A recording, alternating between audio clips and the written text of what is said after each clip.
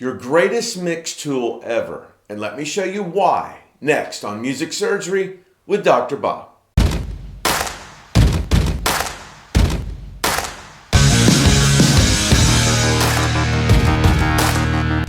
Hey you guys, before we get started, please check out my store for free and cheap stuff and the Doctor's Lounge, where you get great stuff every month and one-on-one production, songwriting, and mix consultation. We're having a great time with it and would love to see you in the lounge as well. The links are below in the description of this video. I've got so many EQs, reverbs, amps, compressors, distressors, de-essers, and flux capacitors in my plugin folder that I can't even remember the last time I used 2/3 of them. They all do incredible things, but not quite enough. For many years, my mixes sounded great until I started doing this, and this changed everything. The biggest difference between good and great. So I want to show you exactly what I mean, and I want you to hear how and why writing a fader does what no plugin or hardware can do.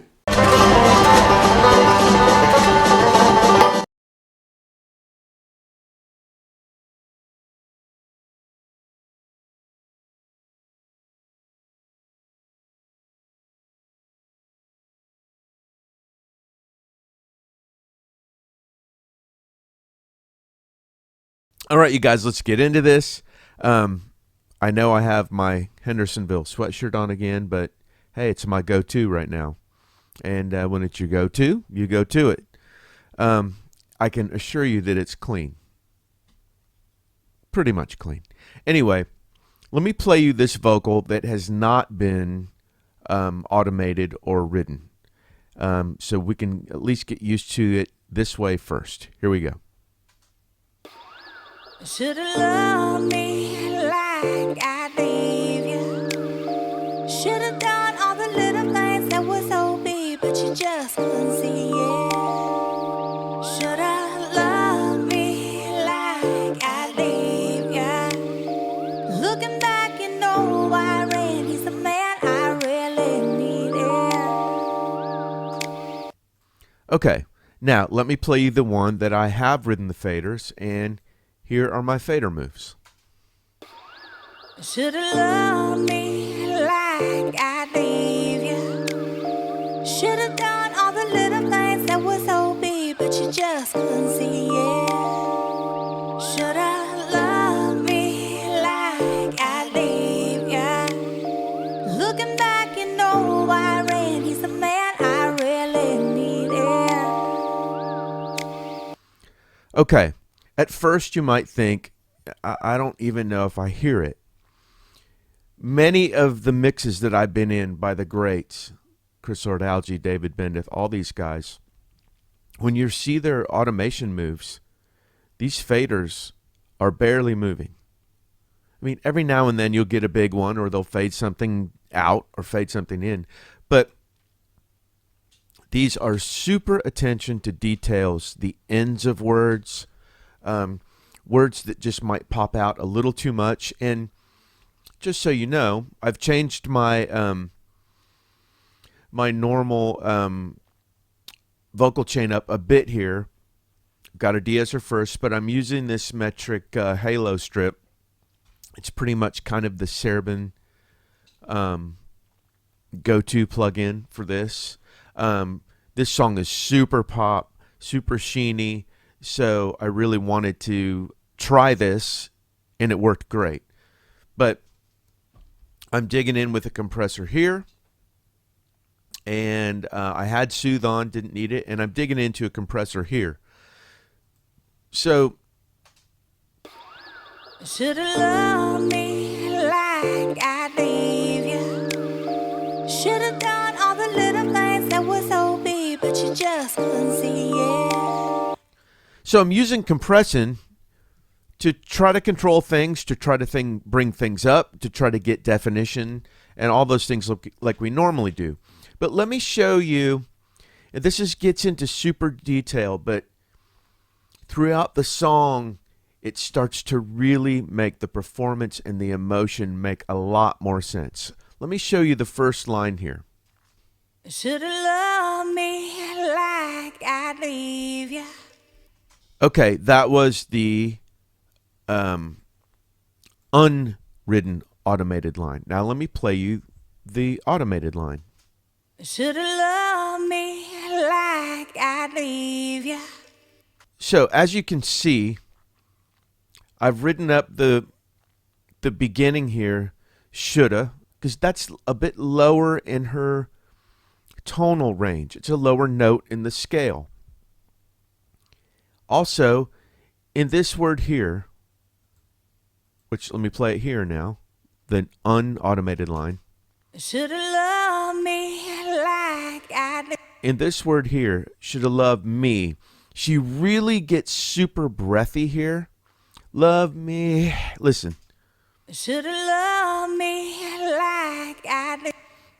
Sometimes that's a good thing. Here it really wasn't. So let me show you how.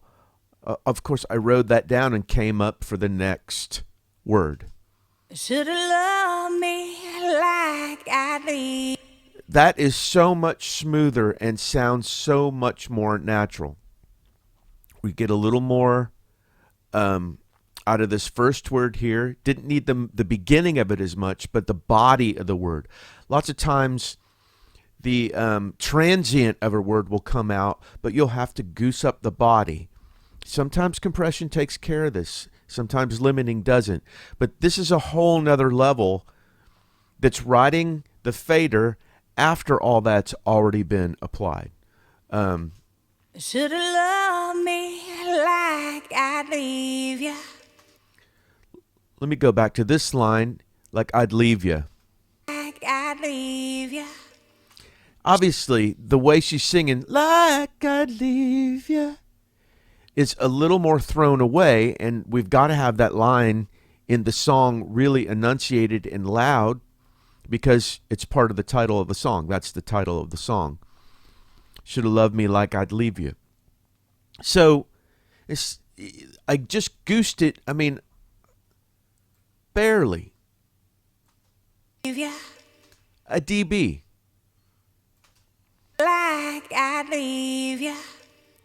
So it doesn't sound out of place loud, but it gets that word out there above the word before it, which was louder, and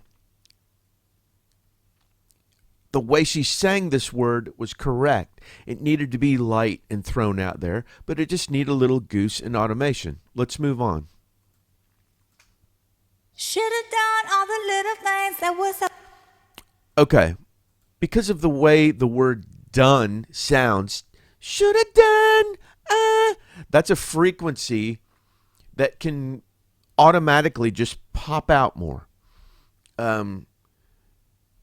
Not her fault, not any singer's fault.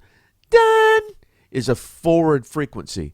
So let me show you. I just goosed this down a little bit right here. These are the automation. This is what the fader is doing. If you see this right here, this you'll see the fader move.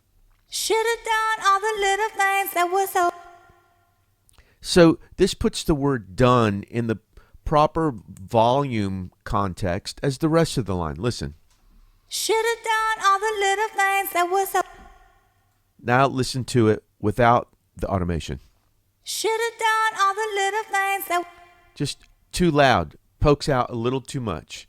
Again, here in the end of this line, here is without the automation. Couldn't see it. Couldn't see it. She's getting breathy there, and it's not quite forward enough for the compressors and the limiter to make it stand in the mix where it needed to be. So, Couldn't see it. Should've.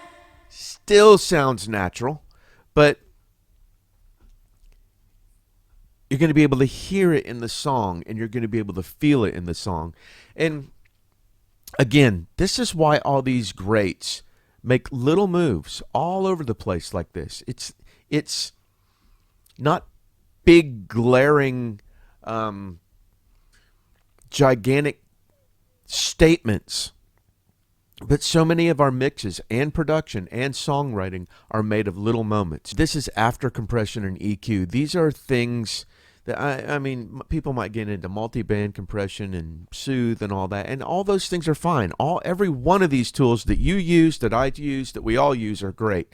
But there is nothing that does this. I know there's the automation plugin that Waves has and all that, and I'm sure it's fine. But I'd rather trust my own ear and not be lazy and just go in and tune my ear to what needs to be quieter and what needs to be louder. And the thing about automating is it makes a huge difference in whatever you're automating, but what it also does is it gets your ear in tune, even on a deeper level, to vowel sounds and the way singers project or bring back certain phrases in volume.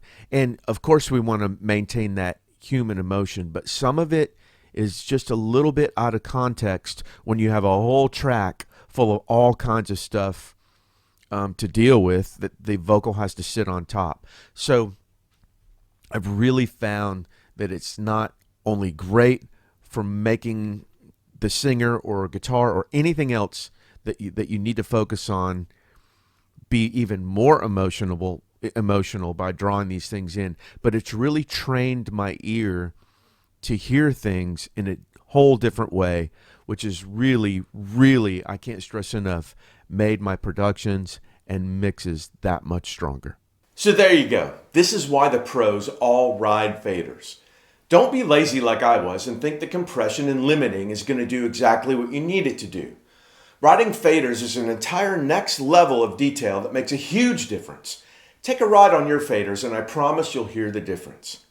That's it for this week. As always, thanks for watching. Take care of yourselves and each other, and I'll see you the next time the doctor's in.